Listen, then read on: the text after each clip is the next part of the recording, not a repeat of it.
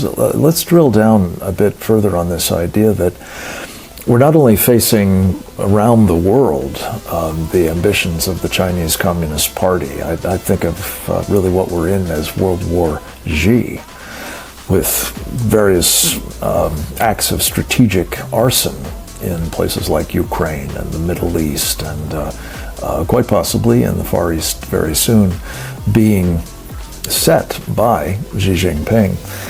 So we'll come back to the Chinese Communists in a minute, also noting that the bad guys in the Middle East, the Sharia supremacists, are at work there big time trying to destroy Israel. We've also got folks in Geneva and even United Nations. As we speak, there's a confab going on about a Palestinian state brought to us by France and Saudi Arabia, the globalists in short. We'll get into all of that more in detail when we proceed. But first up, you made the point just before the break that this is not just someplace else, that this red-green axis, or if you will, red-green-blue for the globalists, is very much operating in our country as well.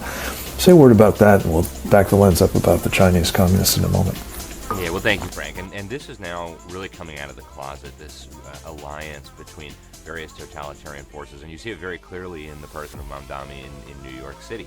Here you have a guy who is an actual Islamist, who is openly working with socialists, who describes himself as a democratic socialist, whose campaign is being supported by the entire architecture of the Democratic Socialists of America, the Communist Party, and you have the same thing in various other parts of the United States. You see this very clearly as well in Minnesota, where you have Islamists working with socialists.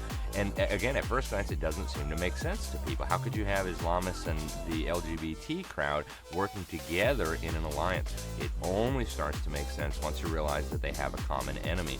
And once they're done dealing with the enemy, then they can sort out their differences.